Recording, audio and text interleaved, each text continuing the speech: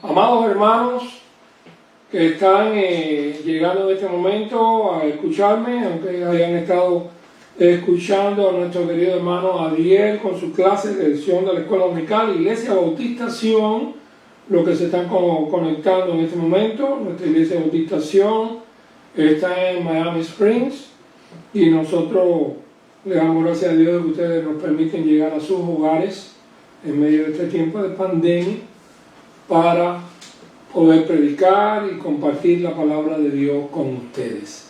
Vamos a tener una palabra de invocación antes de seguir adelante en el culto de esta mañana. Oramos. Amante Padre, estamos agradecidos porque nos da la oportunidad, Señor, de llegar a nuestros hogares, a nuestros hermanos y a muchas partes, Señor, en este mundo con el mensaje a través, Señor, de estas ondas. Rogamos, Padre querido, que tú nos hables con tu palabra y que nos permita, Señor, comunicar las ideas que has puesto en nuestros corazones, que pueden edificarnos, Señor. Bendícenos, ayúdanos, que tu Espíritu Santo haga la parte que nosotros no podemos hacer. Estamos orando, pidiéndote que bendigas cada iglesia que se reúne en esta hora, cada hermano pastor que va a predicar tu palabra, y que el Señor nos abra nuestros corazones para tener fe, esperanza y paz hasta el día que todas estas cosas pasen y tú nos permitas, Señor, a llegar a la comunión que estamos acostumbrados a tener con nuestros hermanos. Pedimos perdón para nuestros pecados, ayúdanos en el nombre que es sobre todo nombre, en el nombre de Jesús oramos. Amén. Bueno, hermanos, queremos cantar un himno. Canta a Dios con alegría. El himno Canta a Dios con alegría, el himno 290 en el Himnario Bautista. Así que lo toco y ustedes cantan con nosotros como ya estamos acostumbrados. Estamos acostumbrados y Emina les pone la letra y espero que canten en sus casas, canten. El que canta sus males espanta, como dicen los muchachos.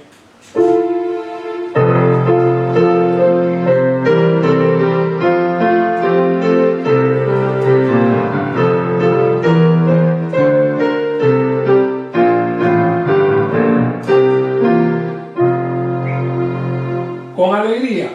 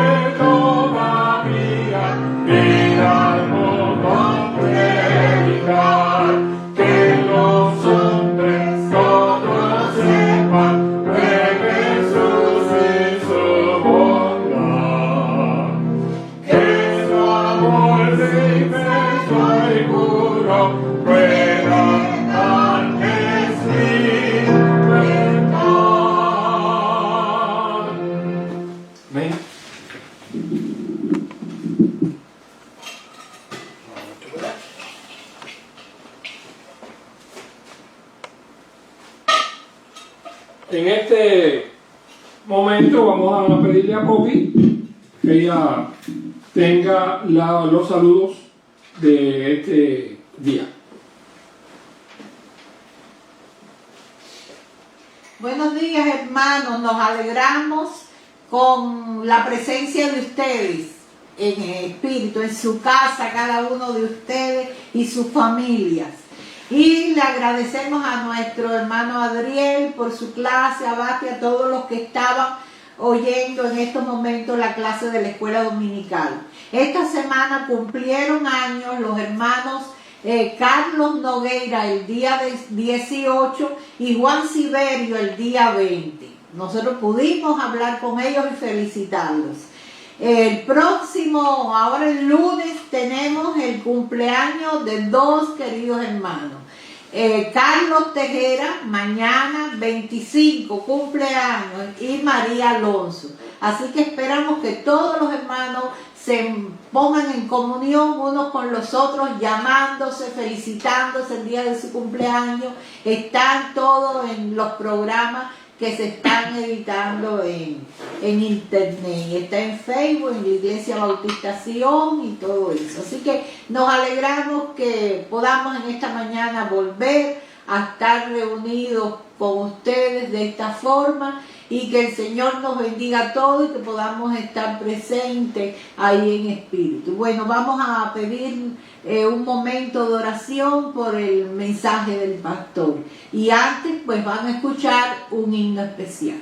Padre nuestro que estás en los cielos, gracias te damos, Padre, porque podemos estar aquí en esta mañana, porque tu palabra se predica en todos los lugares, Señor.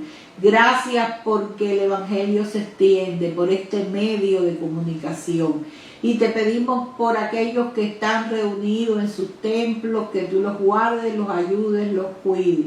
Te rogamos que tú no tomes en cuenta nuestros pecados, seas con el mensaje del pastor en esta mañana. Sé tú quien prediques por medio de él y perdona nuestras faltas y pecados. Por Cristo Jesús. Amén.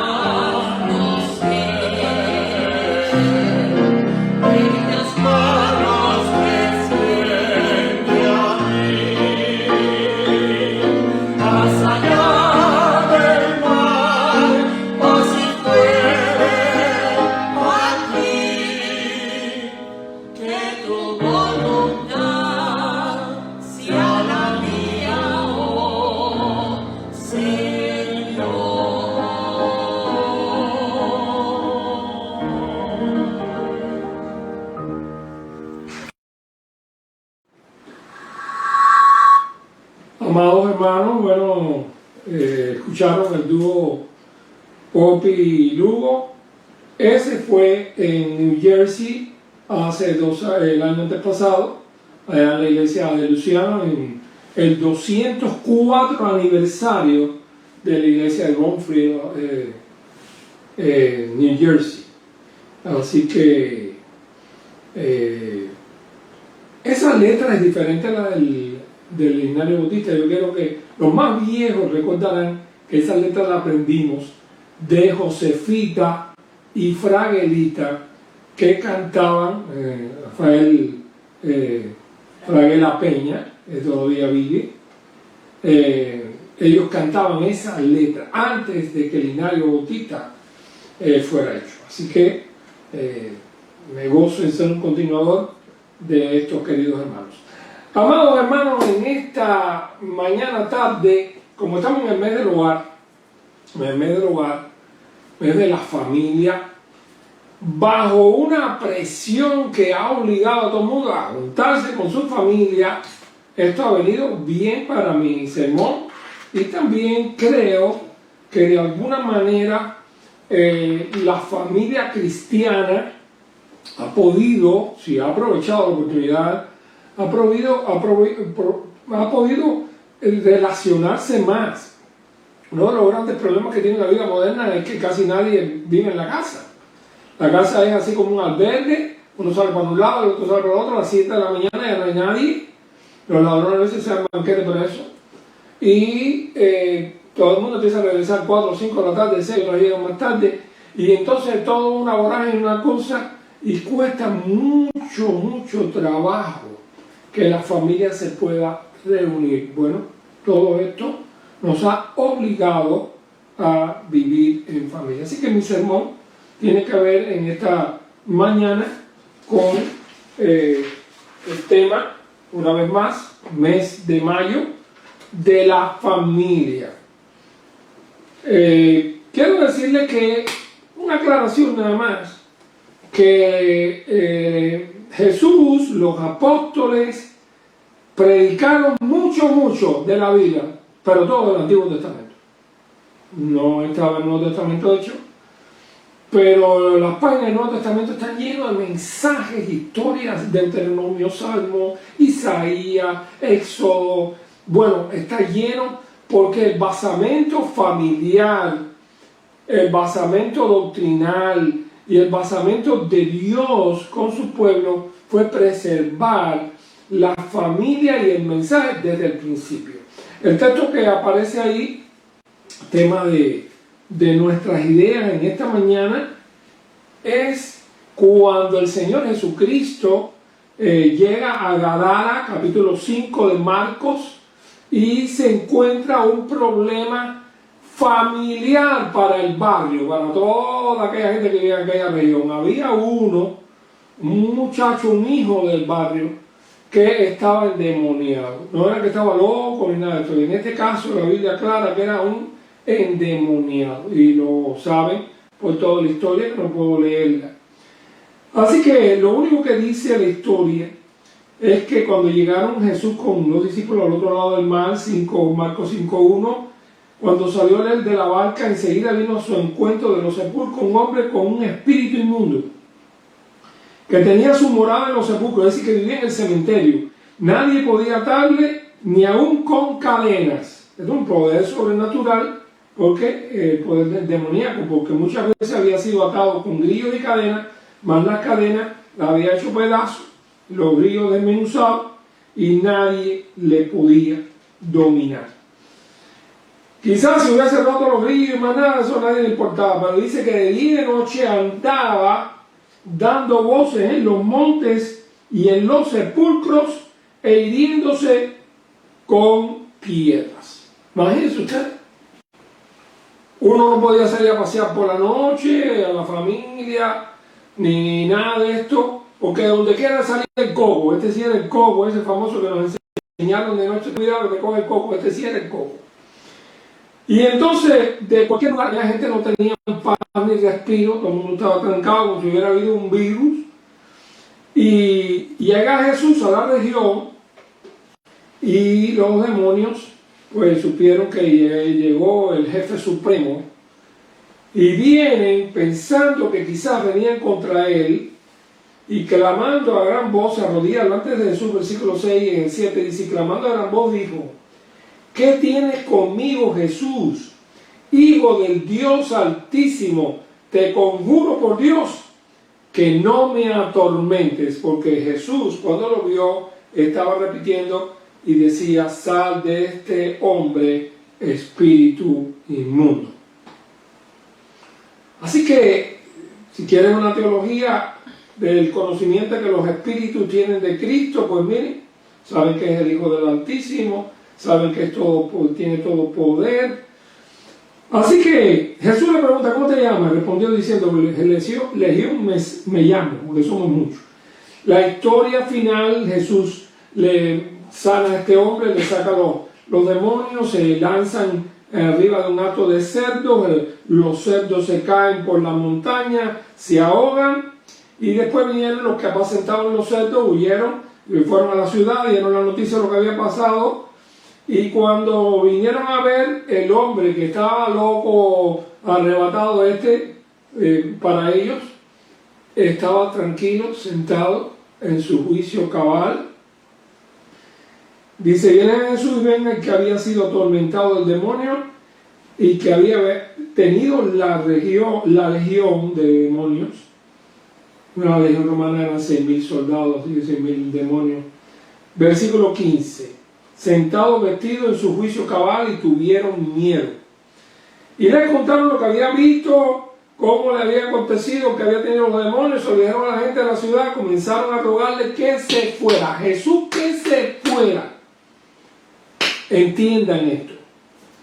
Nunca pude entender por qué razón, después que Jesús le da esta paz, esta tranquilidad, que ya no tienen a este hombre dando gritos y asustando a la gente y con peligro de sus vidas, de pronto, después de este milagro que es una resurrección social de un individuo que no valía nada. Miren, hermano, si alguien en el mundo de hoy hace eso con una persona cualquiera y lo sacan de los noticieros y dicen, mira lo que hicieron con fulanito, Perico González, que nadie conozca a Perico González, que sea de un pueblecito de la frontera, lo que sea, sale en los medios, Canal 23, 51, en todas partes, CNN, porque alguien inventó una pastillita, se la dio, o porque alguien lo trató con amor y lo llevó a un médico X.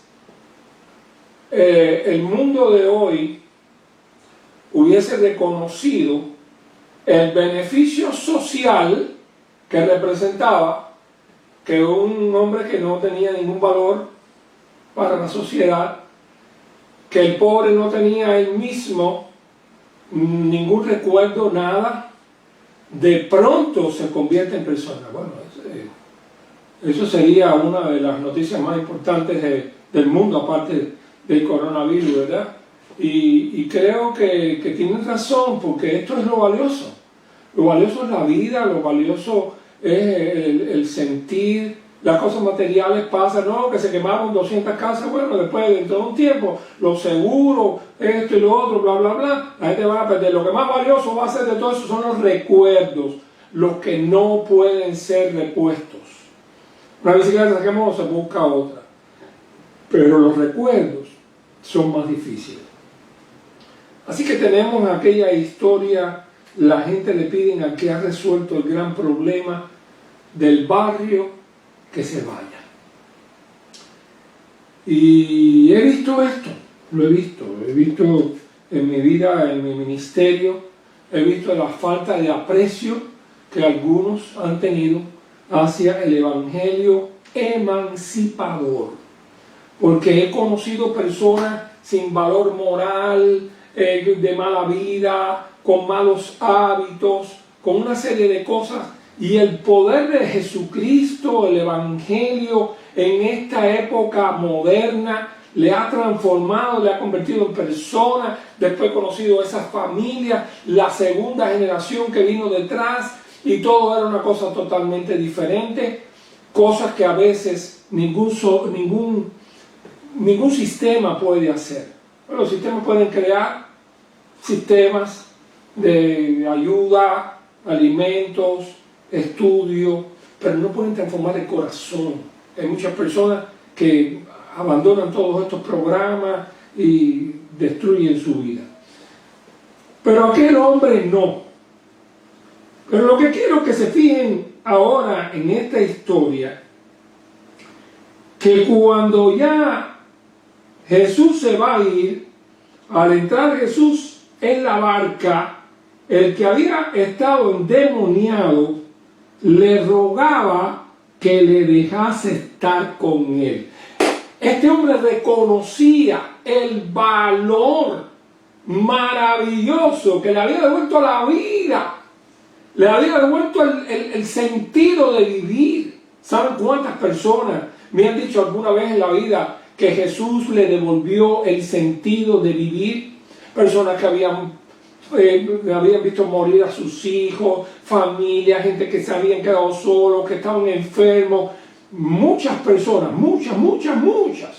En mis años de pastorado he visto el trabajo misionero y evangelístico, he visto estas personas que me dicen: pastor, Jesucristo cambió el sentido de mi vida, me devolvió en medio de crisis tremendas que nada me trajo paz. Cristo me dio la paz. Así que ahora este hombre quiere seguir con Jesús. Y escuchen ahora la respuesta enigmática de Cristo. Mas Jesús no se lo permitió, sino que le dijo: vete a tu casa, a los tuyos, y cuéntales cuán grandes cosas el Señor ha hecho contigo y cómo ha tenido misericordia de ti. Y este hombre se fue, versículo 20, Marcos 5, 19 y ahora el 20, y se fue y comenzó a publicar en Decápolis, las 10 ciudades griegas, cuán grandes cosas había hecho Jesús con él, y todos se maravillaron. Así que desde el punto de vista de Jesús era más importante que él fuera, su familia, se les presentara. ¿Ustedes no quieren hacer un poquito de esfuerzo mental a ver qué pasó? Vamos a hacerlo. ¿Quién es? Oye, viene por ahí tu hijo, ese que está loco. Si escuche, ten cuidado, que miren que viene y dice: no, viene raro. Que tiene que viene raro, dice que viene tranquilo. Y entonces venían amigos de él caminando con él al lado. ¿Y tú cómo te sientes? Hasta llegar a su casa. Y yo supongo que habría que hacer una película de esa de la que le daba, ¿verdad? Le hacen nudo en la garganta, mamá que lo ve, o los hermanos, lo reciben, lágrimas, alegría. ¿Qué te pasa? ¿Estás bien? Sí. Y que él tiene un mensaje espectacular para todos los vecinos, para todo el mundo que se reunió, de ver qué había ocurrido en este hombre, y él tenía un mensaje que darle a su familia y a sus amigos. Así que Jesús prefiere, y le hacía falta seguidores, le hacía falta gente con él que llevaran el evangelio, pero le hacía más falta a Jesús, este hombre siendo un misionero en su casa y en sus alrededores donde había vivido, que en un lugar ajeno. A veces uno tiene que primero dar testimonio a su familia. Bueno, eso mismo ocurre con Pablo. Después que Pablo se convierte, recuérdense que él estuvo allá por Damasco y todas esas cosas un tiempo. Cuando él regresa con Bernabé a ver a los apóstoles para presentarse, decirle que ya no era un perseguidor, que él ahora era un cristiano, había sentido el llamado y que él ahora quería predicar el evangelio.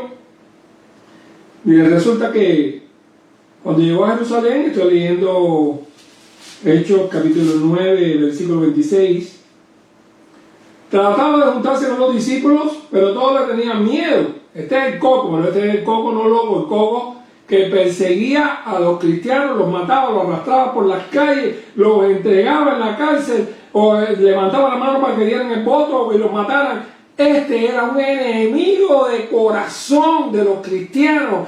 Quería que los hicieran a todos puré. Cuando llegó a Jerusalén trataba de juntarse con los discípulos, pero todos le tenían miedo, no creyendo que fuese discípulo. Entonces Bernabé, tomándolo, lo trajo a los apóstoles. Imagínense cuando llega Bernabé por allá. ¡Ay, Bernabé! ¡Este está loco! ¡Mira quién trae al enemigo número 1 del cristianismo! Bernabé, tomándole, lo trajo a los apóstoles y les contó cómo Saulo había visto en el camino al Señor, el cual le había hablado, y cómo en Damasco había hablado valerosamente en el nombre de Jesús. Y estaba con ellos en Jerusalén, entraba y salía, hablaba denodadamente en el nombre del Señor, disputaba con los griegos, pero estos procuraban matarle.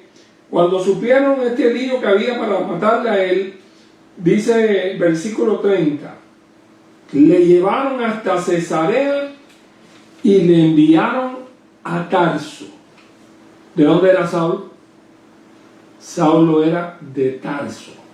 Así que hicieron lo mismo que hizo Jesús, este paladín del Evangelio, que podía servir para seguir predicando allí y convencer a los judíos. No, lo llevaron casi hasta las 4 esquinas y lo mandaron para su casa. Y sabemos que Saulo de Tarso no tenía pelos en la lengua, y que se supone que llegó allá, predicó a su familia, hizo muchos discípulos, habló del Evangelio sin parar en su familia. Así que ya tenemos 2 casos: el endemoniado que quiere salir con Jesús, Jesús lo manda para su casa. Ahora Saulo pasa lo mismo. ¿Ustedes sabían eso? ¿Ustedes se recordaban de eso? Y Saulo va para Tarso. ¿Hasta cuándo va a estar en Tarso? Bueno, va a estar allí hasta que el mismo Bernabé, que era el que creyó en él, el que confió, el que lo llevó adelante, cuando se forma la iglesia en Antioquía y hay un avivamiento y están predicando en Antioquía, mandan allá a los apóstoles a ver qué estaba pasando allá y mandan a Bernabé. Y Bernabé llegó, vio, esto es una maravilla, hace falta aquí misionero. Se recordó de su amigo, fue a Tarso, le cogió a Saulo, le dijo: oye, ya tienes un ministerio que empezar, vamos conmigo.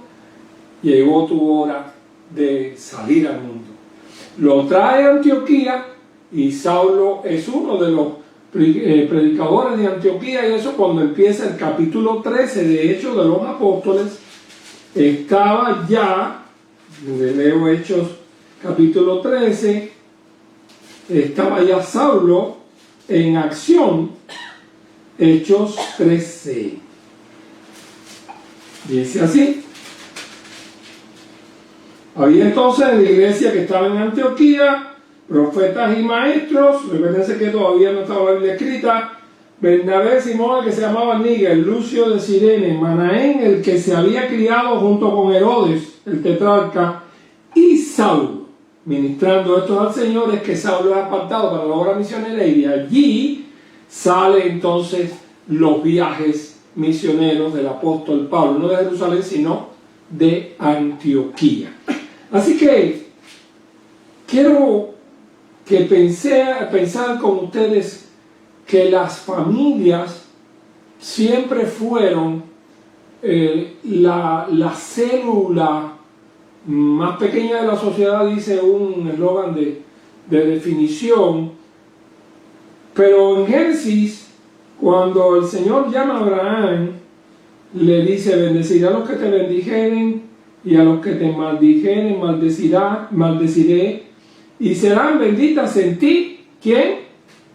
Todas las familias de la tierra. Génesis 12:3, creo que estaba por ahí el versículo. Génesis 12:3. Serán benditas en ti todas las familias de la tierra. Para hacer un pase rápido por el mundo del Antiguo Testamento, les diré que el libro de Éxodo comienza con familia. Estos son los nombres de los hijos de Israel que entraron en Egipto con Jacob. Cada uno entró con su familia. Y se preocupa el libro de Éxodo de hablar de las familias.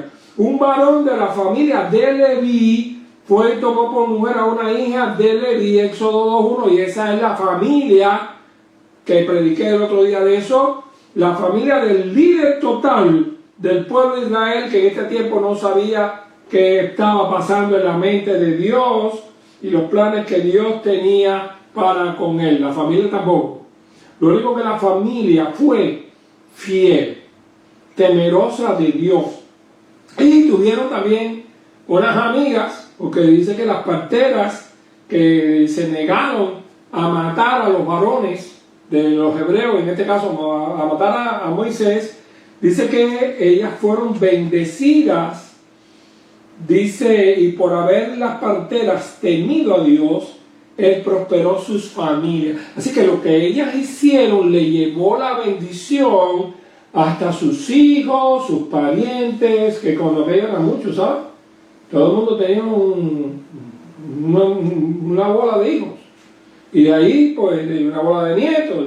Y eran familias muy numerosas. Pues las parteras que se negaron a hacer la orden del rey de Egipto, el primer matador de niños, bueno, pues sencillamente ellas fueron bendecidas sus familias. Y la Biblia lo hace con esta claridad, y Dios bendijo, no dice Dios bendijo a las parteras, dice Dios bendijo su familia.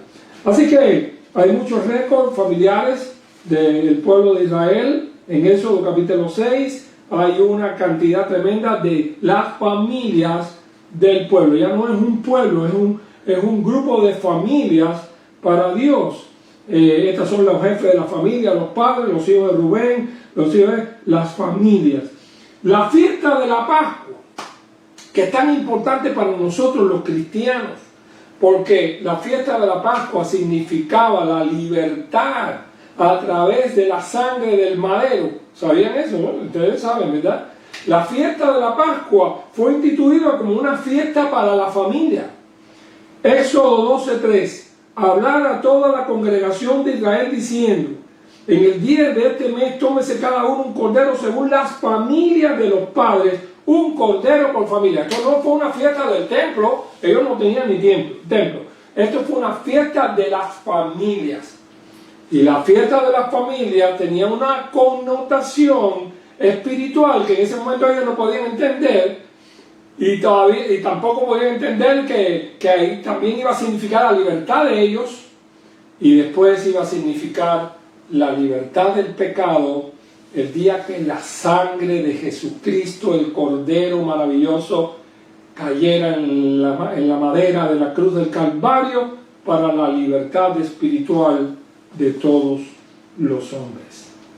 Así que el número 26-20 fueron los hijos de Judá y su familia. Todo esto, ellos fueron celosos en guardar récords. Tenemos la Biblia llena de récords. ¿Por qué lo aprendemos?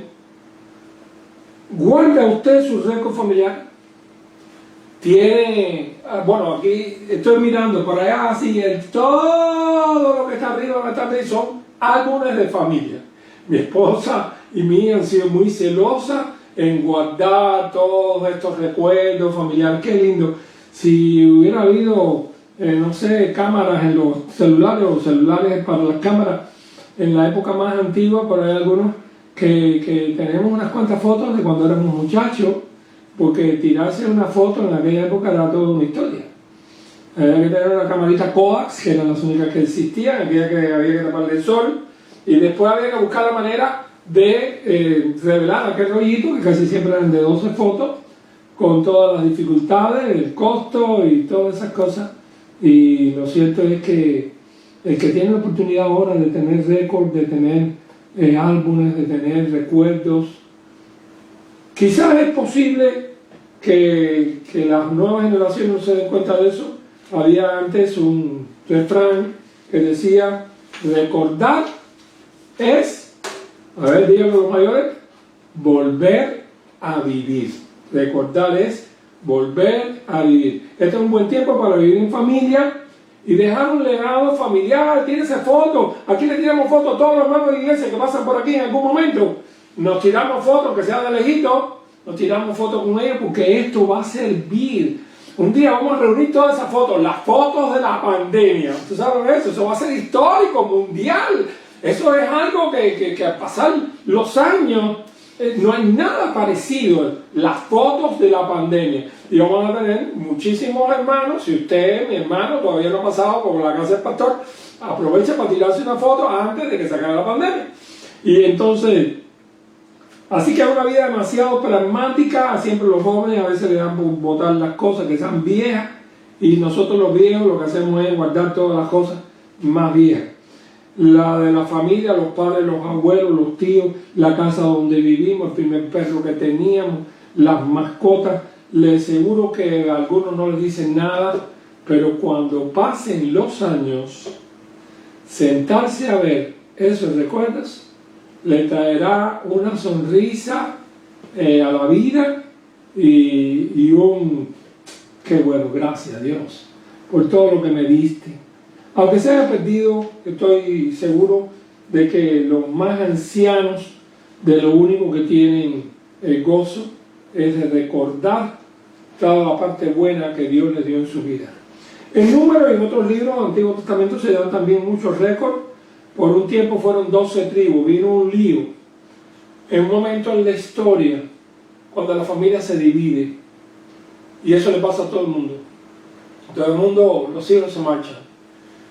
La familia de Israel era una familia unida de 12 tribus, después vino el reinado, y aún en el reinado eran 12 tribus, pero llegó un individuo hablando con palabras altisonantes, haciendo grandes promesas, se llamaba Jeroboam. Y Jeroboam logró que 10 de los hijos se fueran con él y alquilaran un apartamento en Samaria, para decirlo de una manera actual, y en Samaria hicieron el reino de Israel. Así que Israel se dividió en dos. El reino llamado Israel en el Antiguo Testamento, 10 tribus al frente de Jeroboam, y el reino de Judá, que no se dividió, no salió con él, Judá y Benjamín, que su sede era en Jerusalén, como siempre fue Jerusalén la sede del pueblo de Israel. Pero ellos, estas 10 tribus se fueron. Estos sufrieron.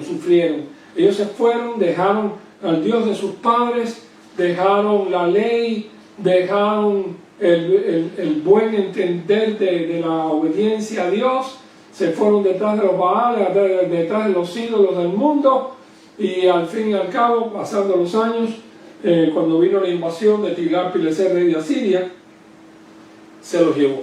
Venía del norte la invasión, pasó primero por Samaria, por toda aquella tierra, y desaparecieron.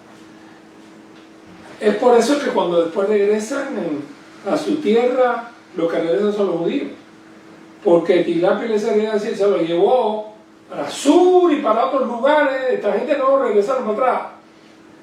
Cuando 100 años más tarde ya viene la invasión de Nabucodonosor y ya Israel había perdido la pureza que los defendió en aquel entonces, y ellos son llevados a Babilonia para ver si aprendían a obedecer a Dios. Ya los que van para Babilonia son los judíos de Judea, que vivían en Jerusalén, y durante 70 años ellos están allá. Son grupos de familias, y de la fidelidad de un grupo de ellos no había templo. Ellos tenían que decidir vivir solos y comunicarse con otros igual, y ahí está Daniel, decidió en su corazón no contaminarse. Otros 3 amigos de él le siguieron, Sadrach, Mesach y Abednego, y así fueron influyendo aquel mundo en Babilonia. Ellos fueron eje de los avivamientos que ocurrieron alrededor de esto, fiesta del Purim y todo lo demás. Y Mardoqueo, Esther, Nehemías, Esdras, son un grupo de personas, y otros que no conocemos, miles con ellos, que cambiaron la historia del exilio en Babilonia y de la maldad de aquella gente. Después vino el imperio medo-persa, Ciro lo dejó regresar a su tierra, y cuando ellos regresan a su tierra es como una fiesta. venían todos, eran queridos venir toda la familia, ¿verdad? Las 12 tribus, nada más que vino la tribu de Judá y Benjamín, que fueron los últimos que se habían llevado, y empezaron a reconstruir. Óyeme, aquí volvemos a ver otra de las cosas que las familias hacen, trabajar unidos. Así que cuando llegaron, empezaron a hacer el templo, y después vino Nehemías y empezaron a reedificar el muro. Del trabajo en el muro aprendí mucho.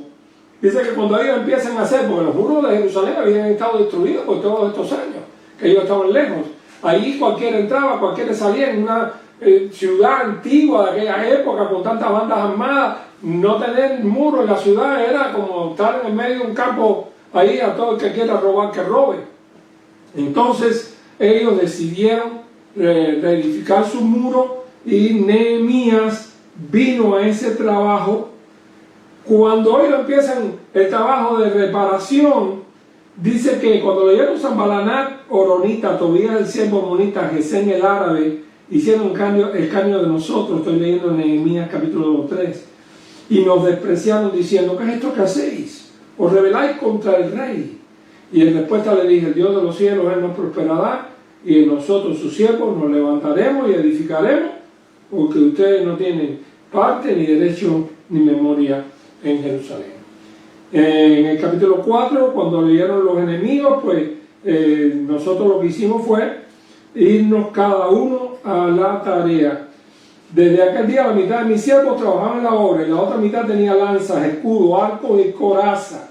Detrás de ellos estaban los jefes de toda la casa de Judá, estaban los jefes, los padres de familia, los abuelos, estaban en aquella construcción, supongo que con sus bastones, allí alegrándose de ver cómo Dios había visitado su pueblo, igual que el viejito Simeón cuando va al templo guiado por el Espíritu Santo, que nadie se ha puesto. Yo escribí una obra de teatro sobre eso porque me gusta ver lo que está pasando dentro de las líneas de la Biblia.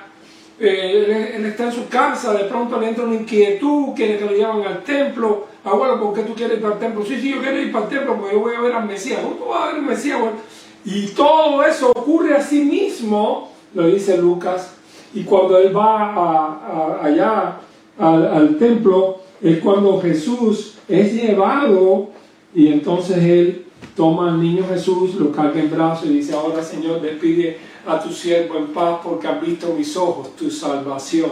Esos ancianos amaban, recordaban, anhelaban, esperaban, vivían para esperar el cumplimiento de las promesas de Dios.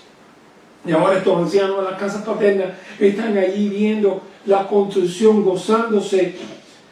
Era un tiempo de guerra, debían de luchar juntos. Nehemías capítulo 4, 16 al 23 dice, desde aquel día que los enemigos le dijeron, lo vamos a hacer puré, la mitad de mis siervos trabajaban en la obra, la otra mitad tenía lanzas, escudo, arcos y coraza. Detrás de ellos estaban los abuelos, ¿no? Los jefes de la casa paterna, los que edificaban en el muro, los que acarreaban, los que cargaban. Con una mano trabajaban en la obra y con la otra tenían la espada, porque los enemigos le habían prometido que le iban a caer encima, porque los que edificaban cada uno tenía su espada ceñida en sus lomos y así edificaban.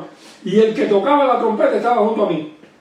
Le dije a los nobles, a los oficiales del resto del pueblo, la obra es grande y extensa, y nosotros estamos apartados en el muro, lejos unos de otros. En el lugar donde vieres el sonido de la trompeta, reunimos allí con nosotros. Nuestro Dios peleará por nosotros. Nosotros pues trabajamos en la obra. La mitad de ellos tenía lanzas de la subida del alba hasta que salían las estrellas.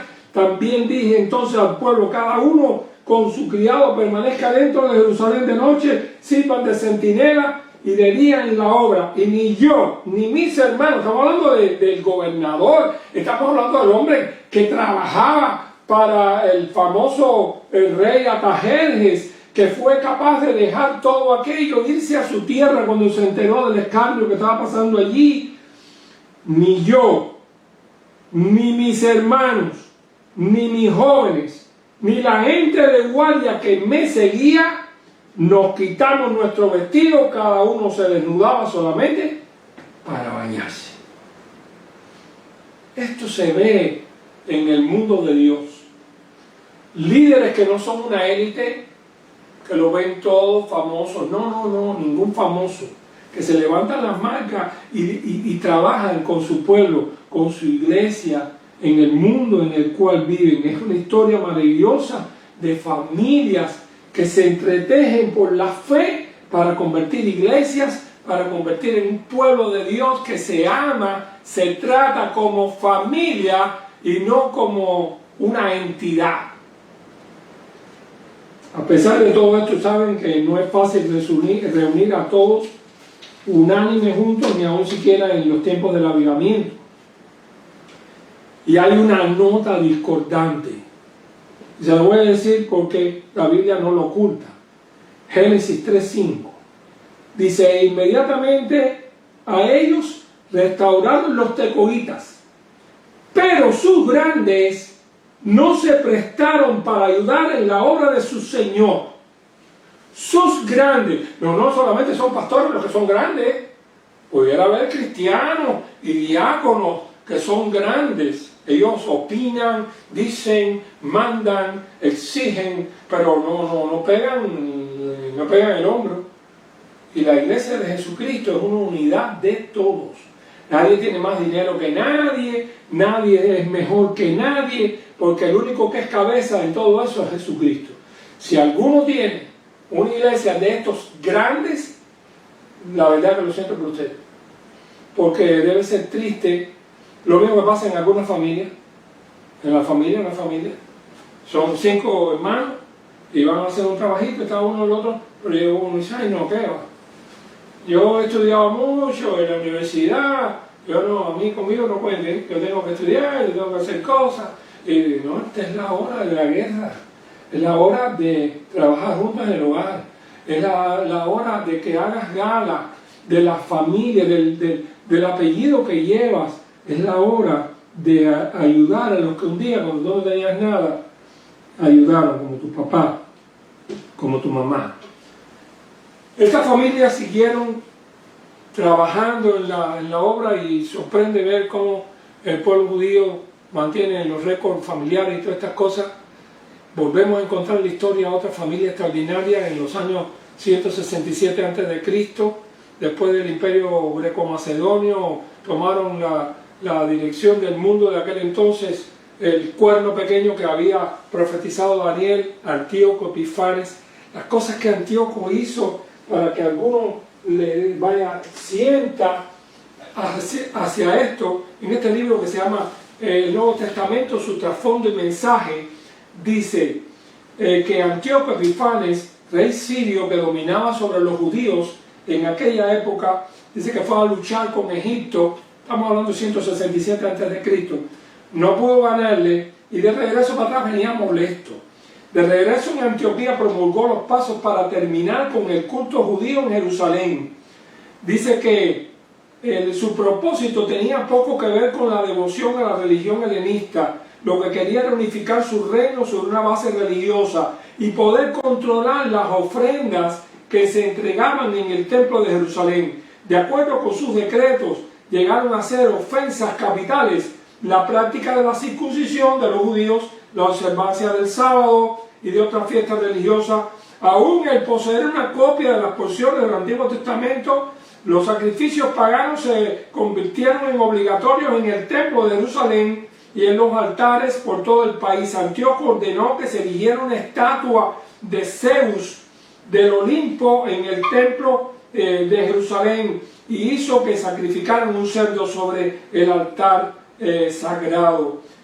Antíoco se enfrentó a los judíos de una manera agresiva y chocó con una familia, con un anciano llamado Matatías Macabeo, que vivía en el pueblo de Modín. Se levantó con sus hijos en armas, llamó a otros y cogieron a Antíoco de los sirios y los botaron de su país. Fue un tiempo de paz que tuvo Israel en aquel entonces, cuando llegó Simón, uno de los hijos de Matatías. Hermanos, en el Nuevo Testamento el Señor Jesucristo se valió de familias allegadas. La casa de Jesús fue la casa de Marcos, donde se supone que celebró la cena, la casa de Marta y de María, hogares. En Efesios 2:19 dice: así que ya no sois extranjeros ni advenedizos, sino conciudadanos de los santos y miembros de la familia de Dios. Miembros de la familia de Dios. Hubo hogares que se abrieron a las puertas del Evangelio. El hogar de Marta y de María en Betania. Jesús tenía ahí un refugio. El hogar de la familia de Cloé en Corinto para Pablo. 1 Corintios 1:11. La familia de Estéfana. La familia de Aquila y Priscila con una iglesia que pusieron en su propia casa. La familia en Colosas de Ninfa. Y una casa que la familia tenía una iglesia en su propia casa. El hogar de Timoteo en Derbe se convirtió en Loida y después Eunice. Enseñaron a Timoteo. Timoteo se convirtió en un muchachito cristiano que amaba al Señor, y cuando Pablo pasó en su segundo viaje misionero se lo llevó y Timoteo se convirtió en un ministro. Las familias fueron importantes, y cuando el apóstol Juan escribe la segunda carta universal de Juan, ¿no? La segunda, dice así, algunos pensaron que era una mujer: el anciano a la señora elegida, eclectequía, y a sus hijos, a quienes yo amo en la verdad, y no yo, sino también todos los que han conocido la verdad. La gente dice: ¿quién sería la mujer? La mujer es la iglesia, y está usando el término familiar de que ella es la mamá de toda la familia y los hijos son los miembros. Mis queridos hermanos, todo esto es malo, ha sido malo, pero nos ha dejado la posibilidad de vivir en familia y trabajar juntos. Es un periodo que no va a volver más. Yo estoy seguro que esto no va a volver más, pero es la única oportunidad que usted ha podido tener para ser misionero en su familia, en su casa. Es una oportunidad que, si la desprecia, es la oportunidad que tiene para ser misionero en su barrio. La gente que nunca usted va a ver, porque esta vida es muy complicada. Por lo menos estamos hablando de Estados Unidos y estamos hablando de Miami. Es una vida complicada donde casi nadie que usted llega. Aquí no se ve a nadie. Un vecino mío ahí enfrente, un buen amigo, un día lo dejé de ver, pasaron 2 o 3 semanas, y cuando le pregunté a su hija ya había muerto. Y la verdad que no nos enteramos, nunca no vimos nada, no vimos nada, ni nadie llegó a decirnos. Así que estamos en un mundo convulso. El Evangelio ha caído en una familia. La iglesia tiene que ser una familia. Y por cierto, yo no soy papá. Papá tiene que ser Dios. Yo soy un hermano mayor, me decía. Y lo que quiero es que ustedes entiendan de que en el nivel que más por ciento haya de este sentimiento en una iglesia, más prueba de permanencia, más poder espiritual y más perpetuidad de la iglesia. Dije el otro día cuando estaba predicando que conocí en mi vida pastoral infinidad de familias que durante años ellos fueron los que sostuvieron el templo, la iglesia, hasta tiempo sin pastor. Tuvieron tiempo sin pastor, y aquellas familias eran las que sostenían el Evangelio en esos pueblos. Querido hermano, llegó la hora que tienes que darle a la familia el valor que tiene. Hijos, denle la oportunidad a vuestros padres, a vuestras familias. Hagan árboles familiares, tírense fotos, arreglen la casa, píntenla. No se dieron cuenta que todo lo pintamos y lo arreglamos. Aprovechen la oportunidad que este mundo y esta vida moderna les quita. La oportunidad de andar juntos con la gente que más te quiere, con la gente que más va a correr por ti, con los que no te van a fallar nunca. Tus amigos de la universidad, ni del deporte, ni esto y lo otro, lo más probable es que no estén contigo en una crisis total de tu vida. Pero tu familia va a estar ahí, junto a ti. Las cartas de Pablo, todas terminaban con una gran cantidad de saludos. Al final, la casa de Onesíforo y todos estos saludos personales, que son los que dan el valor de aquellos documentos, aunque pudieran ser documentos, vamos a decir así, tratados evangelísticos, misioneros o teológicos, eran cartas, porque terminaban como las cartas. dale saludo fulano, fulano te manda recuerdo, dele saludo a fulanito, a Trifena, saludo a la casa de Onesíforo, la casa de Aquila y Priscila, el hermano Estefanas. Toda esta es la gente que estaba junto a Pablo y que fueron instrumentos de Dios en la historia. Mis queridos hermanos, Dios permita que en medio de todas las pruebas que la iglesia sigue caminando, podamos sacar lecciones de bendición para nuestra vida futura, para contárselo a las otras generaciones. Yo cuento muchas historias de cosas pasadas, cosas que fueron malas, pero sin embargo me traen recuerdos. Ayer un hermano me dejó con ganas de llorar, que me llamó por teléfono, aquellos muchachos que uno veía, que fue al seminario, el hermano Frank, me llamó y me recordó cosas y del trabajo que uno ha hecho, y yo le di gracias y quizás ahora se lo vuelvo a repetir. Gracias, Frank, por tus palabras. Uno no sabe a quién está inspirando cuando está viviendo. Trata de recordarte que hay alguien que te ve. Trata de pensar que tu familia te ve. Trata de pensar que tus amigos más íntimos saben lo que es vivir la vida cristiana y lo que no es.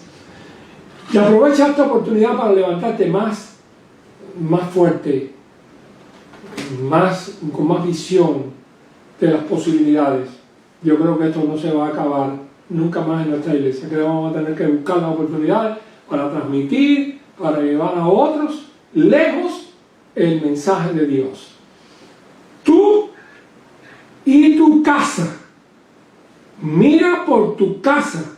Jesús se lo dijo al endemoniado sanado: ve a los tuyos y cuenta cuán grandes cosas ha hecho el Señor con nosotros. Cuéntalo, hermano. Oramos. Gracias, Padre, porque tenemos tanto que contar de las cosas buenas y lindas que has hecho con la vida de cada uno de nosotros. No hay ninguno de nosotros que esté escuchando este mensaje que no tenga cosas lindas de decir de todo lo que tú has hecho en nuestra vida. Bendícenos, ayúdenos a ser comunicativos de la verdad y de la bendición, como otros son comunicativos de lo malo. Oramos dándote gracias, pidiéndote por nuestro pueblo y rogándote que tú nos ayudes a tener paciencia hasta el día que podamos darnos un abrazo.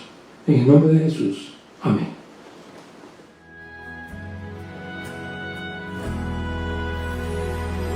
Hoy en tus manos entrego aquí mi vida, pues en tus manos yo puedo así confiar.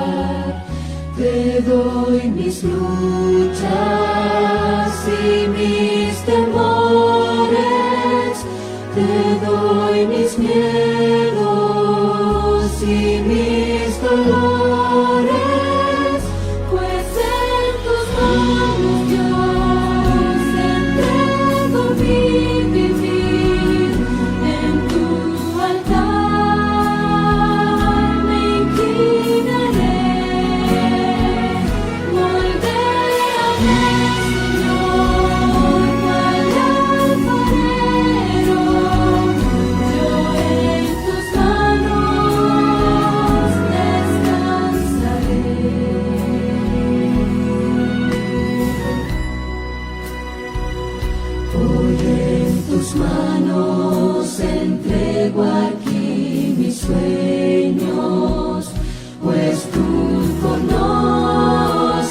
Todo mi vivir, a mi familia.